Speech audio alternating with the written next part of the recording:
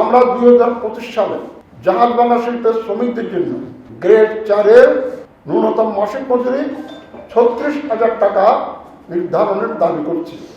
জাহাজবাংলা শ্রমিকদের মাসিক 16,000 টাকা দৈনিক 8 ঘন্টার ভিত্তিতে নির্ধারণ করা হলেও মালিক পক্ষ তা বাস্তবায়ন করেননি। 7 বছর চলে গেছে। আর এদিকে আবার গত রোয়েদাদ কার্যকর করে নাই, নতুন রোয়েদাদ করার জন্য আবার বেতন বৃদ্ধি করার জন্য আরেকটি নিম্নতম মজুরি বোর্ড ঘোষণা করা হয়েছে।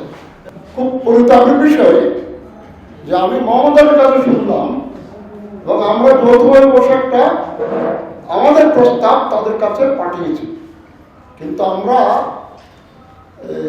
পরিতাপের সাথে শুনলাম যে তারা যখন মিটিংয়ে যায় মালিক পক্ষ থেকে একজন সদস্য 4-5 জন নিয়ে যায়, আর মোহাম্মদ আলী একা তাদের সাথে ঝগড়া করতে হয়। তারপরে এখন আমি মোহাম্মদ আলীকে বলছি যে আমরাও তখন বলো তোমরা যদি 5 জন থাকো আমরাও 5 জন আনবো, চেয়ারম্যানকে বলবেন।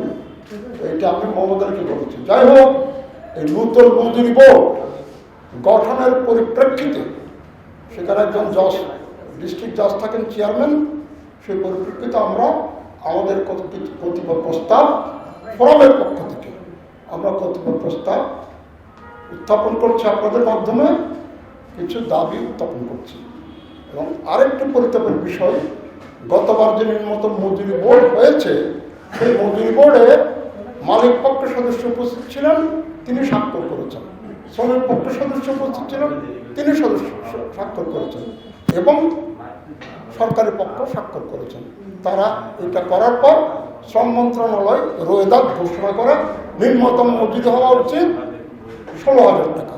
সে 16,000 টাকা কার্যকর করেন। ইতিমধ্যে পরিস্থিতি পরিবর্তন হয়েছে।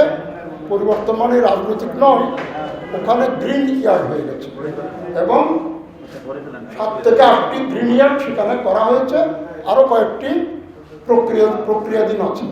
এই অবস্থায় আমরা আপনাদের সব মাধ্যমে দেশবাসীর কাছে, সরকারের কাছে,